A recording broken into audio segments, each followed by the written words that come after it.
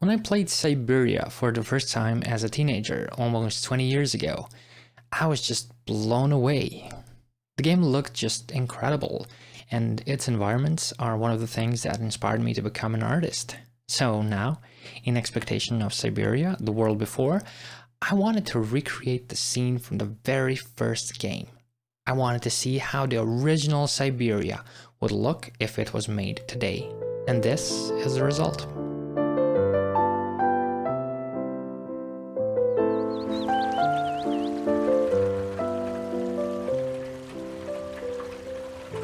In today's video, I'll be talking about the modeling process, and in the next one, I'll be going over the texturing.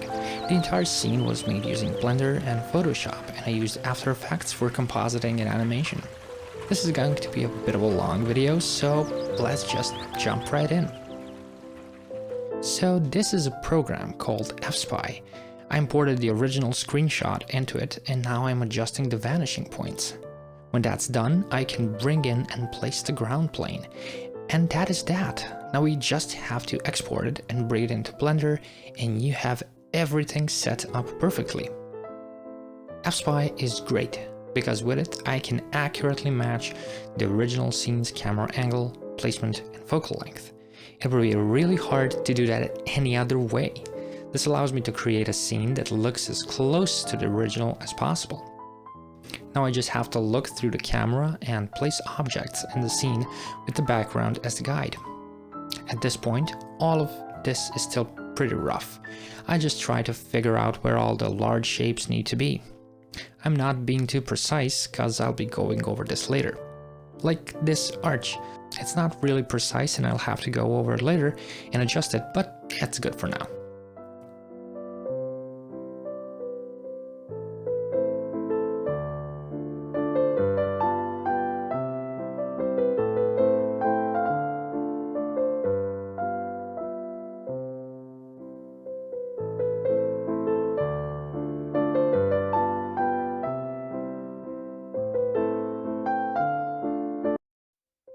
Yeah, so I'm just enabling matte cap and also enabling shadows. I'm trying to match the sun angle to resemble the reference image, just for consistency's sake.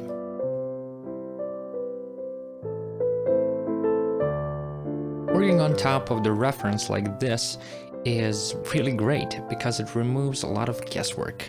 Like in this instance, I don't have to count the number of these side elements, these extrusions on the window. I can just match the loop cuts with them. And also, I really love working like this, where all the design decisions are done beforehand, so I can just focus on modeling. When working in this manner, I tend to go into flow really easily. Here, as you can see, the original has a double set of window panes. I went with just a single set since it looked more natural. Once the window was created, I jumped into Photoshop to create the center window ornaments. I traced one side of the ornament with a pen tool. The idea is to create one side and to mirror it so we can have a perfectly symmetrical piece.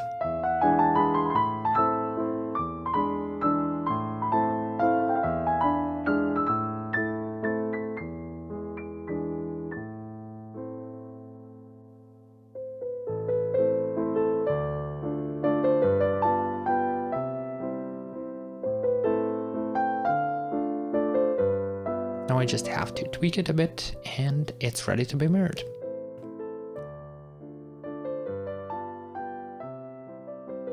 I really didn't have to go into so much detail with this, since I'll be going over it in Blender anyways, but what can you do? I got carried away. And yeah, so here we are in Blender again, and here I'm just lining everything up, making a cut down the middle of it and mirroring it and just tracing the ornament.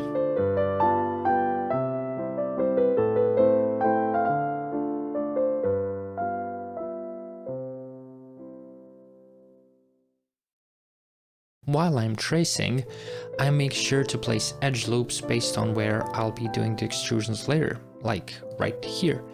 I also did the same thing on the other side where I know I'll be connecting these.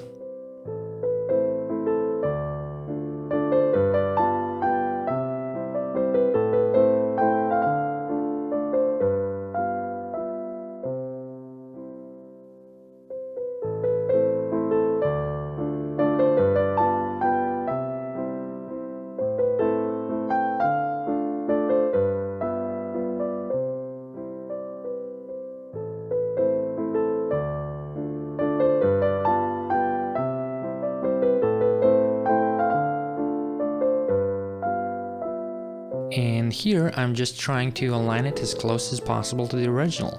A little bit of tweaking, scaling, stuff like that. Now I'm adding the array modifier. You can create an array modifier to do stuff like this.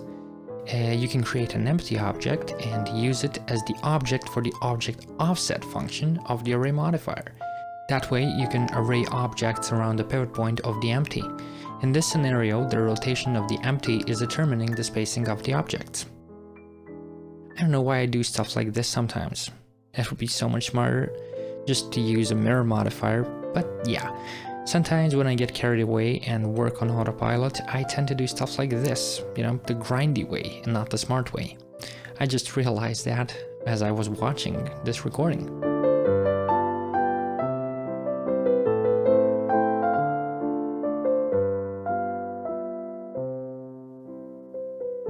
So now I'm moving on to these curvy bits. I'm adding a new curve that I'll be using for the rail of the roof. Curves are great, but they require a lot of tweaking to get a nice smooth shape that flows nicely, so working with them can be a bit tedious at times.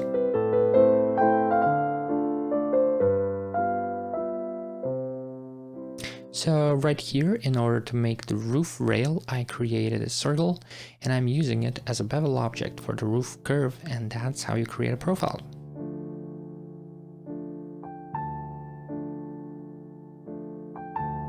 Now this part is much harder. The whole time I was working on this rail, I was thinking of how someone would go about creating this in the real world. This rail has such complex curves that it's hard enough to create it in 3D, but making it in real life is a whole different beast. What kind of engineering skills and tools, machines and processes are required to create something like this? I find that so fascinating. So to all the metal workers out there, yeah, you're awesome.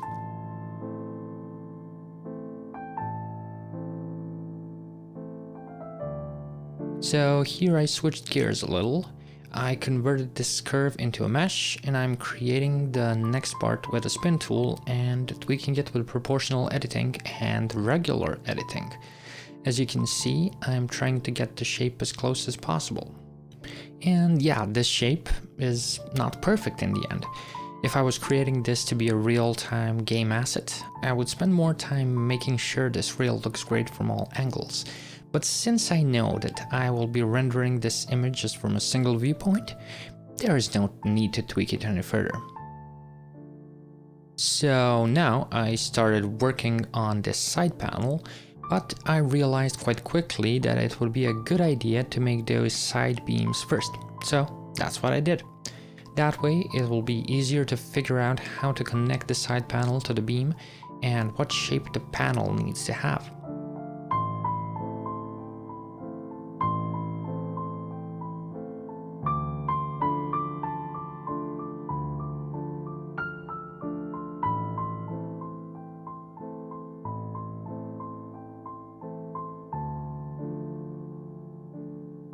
So now I can go ahead and connect this sheet metal part.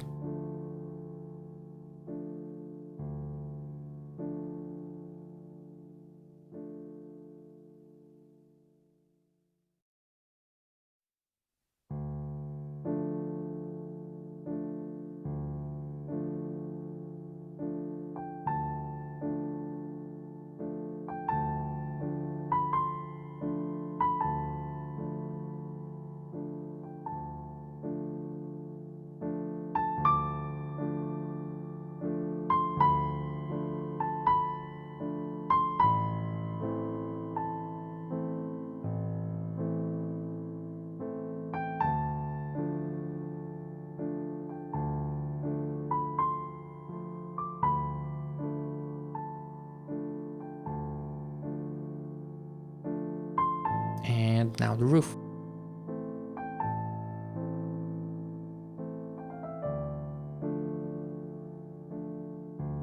So for the roof brace, I cut out a part of the roof, separate it and extrude it. That way it follows the roof curve perfectly.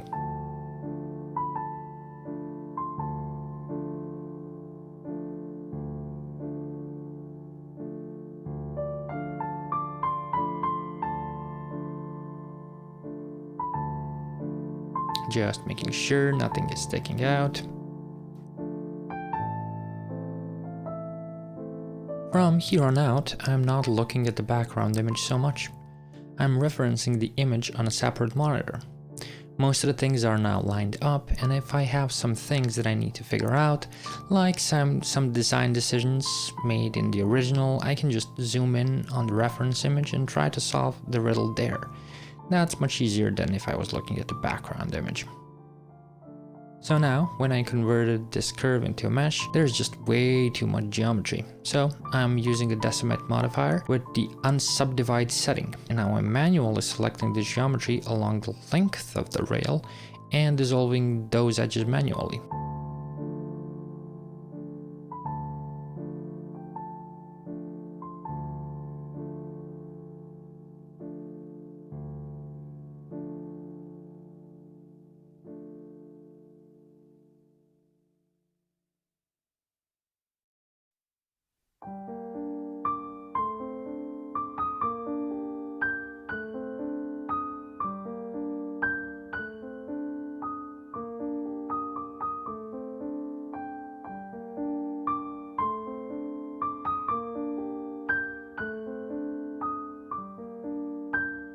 So here I'm making a new profile since these rails are thinner.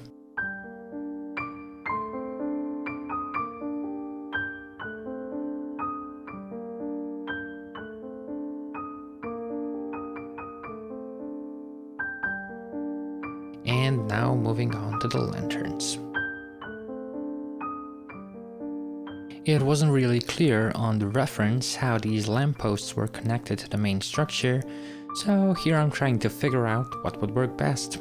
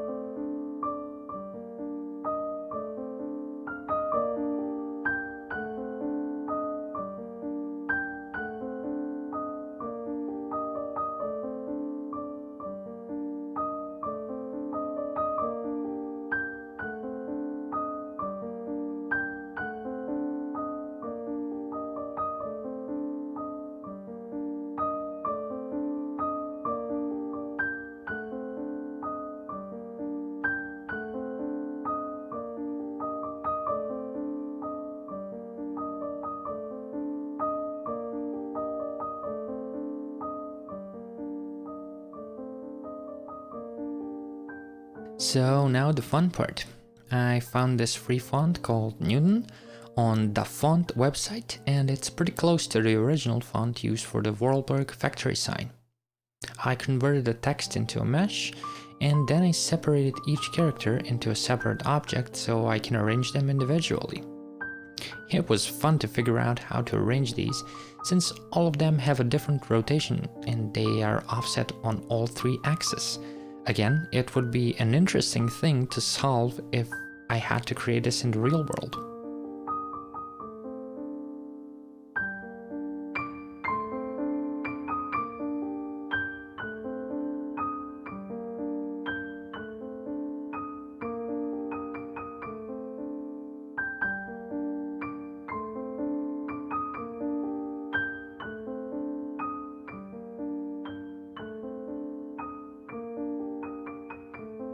I was feeling a bit lazy, so I added the support just to the letters that would be visible in the render and left the other letters just floating in the air, so yeah.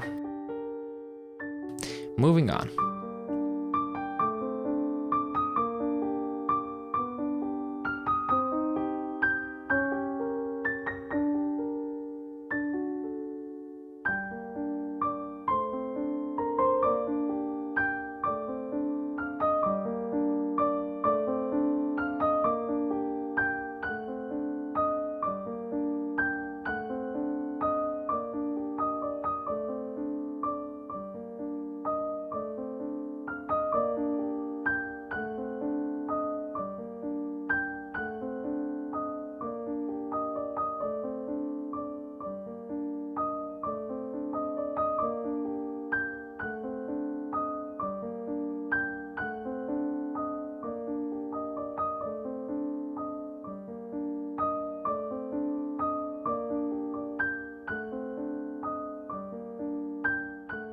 Now for the ground. I will be using a displacement map when we get to the texturing, but I wanted to have some kind of basic irregularity in the mesh itself, so I'm using proportional editing to displace it a bit by hand.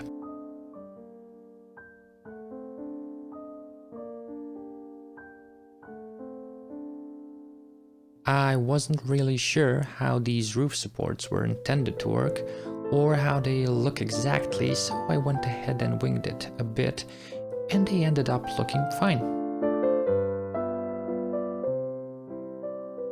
It's pretty hard to see in the reference, but afterwards I figured out that they actually hold the roof beams, so yeah, I added the beams as well.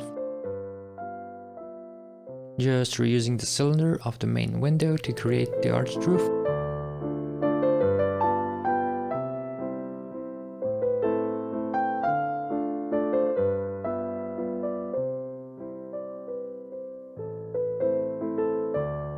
So I'm starting work on the roof ornaments. For the main part, I just extruded the center faces of the roof, and then I started working on the corner elements. At first, I tried to be cheap. I just wanted to see if I could get away with just using toruses. Yeah, I tried to get away with donut ornaments, but it was not meant to be. I cannot be that lazy.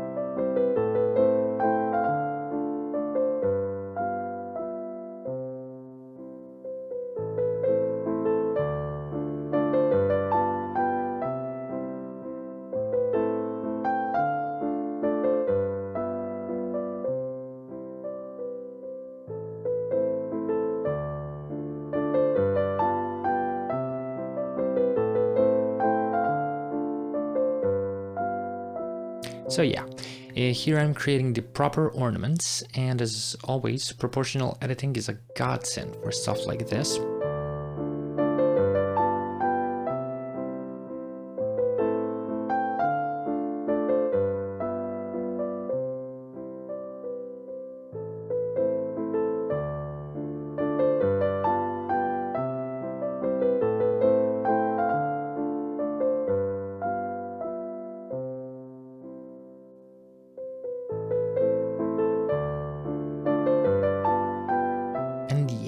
These look much better.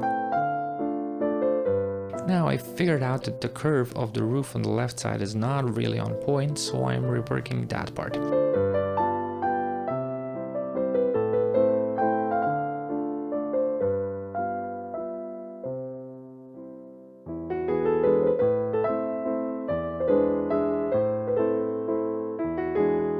And here I'm putting the new roof on.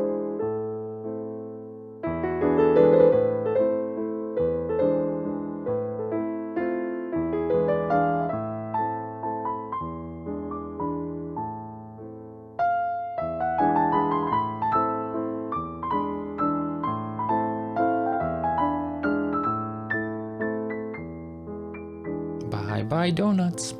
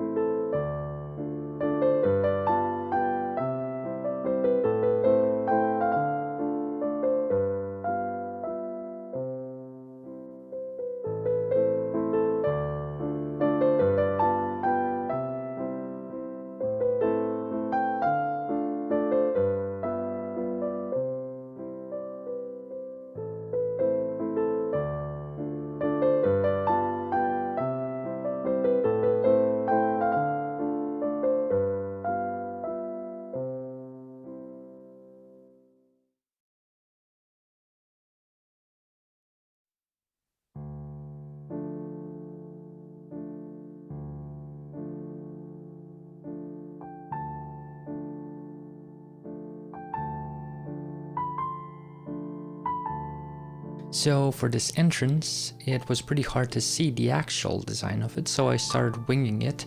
And then I remembered that I have Syberia in my Steam library for some time now, and I haven't actually started playing it.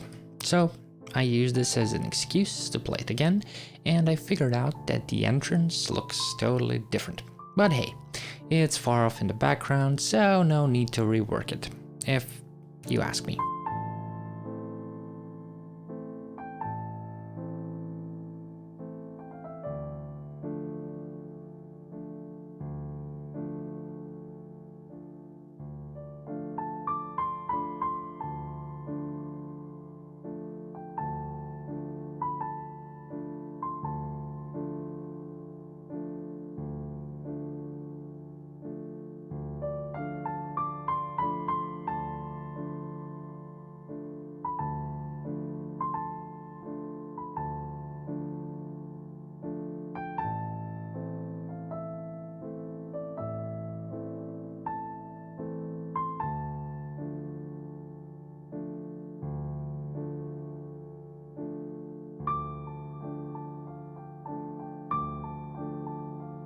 By the time I was making the door, I already played the game and saw how the door actually looks, so designing this was a bit more informed, but also I didn't spend much time detailing this since it's so far in the background and most of it will be lost in the aerial perspective and mist.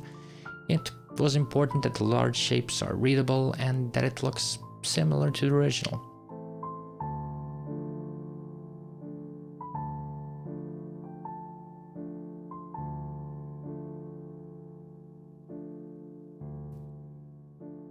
So here we're doing the tedious stuff, duplicating things and so on, and then we move on to making the water wheel. For some reason, I really enjoyed making the water wheel. I really love how this massive wooden thing looks. That's probably why I left it for last, the cherry on top.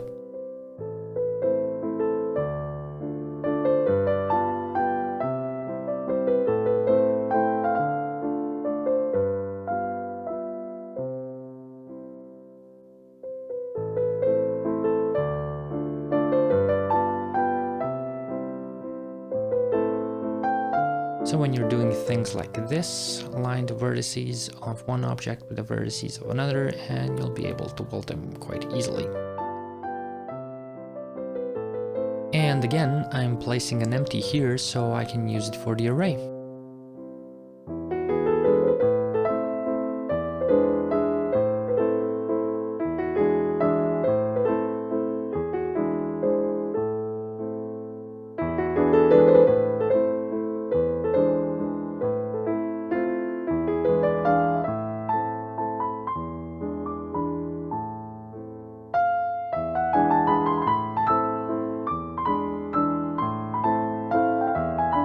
For the paddles, you will have to make a new empty at the same location. The paddles and the spokes don't have the same count or spacing, so the empty needs to have a different angle of rotation. Now just to figure out how many paddles do we need, and we're done. There's just a bit more tweaking and that's it. We are at the end of part 1 of this Syberia scene recreation. Next time, we'll be texturing this scene. I wanted to see how well I can make it look just by using free textures. There were just a few cheap paid assets I ended up using in the end. So yeah, if you want to see how I did that and like what you saw so far, like and subscribe. And yeah, thanks for watching.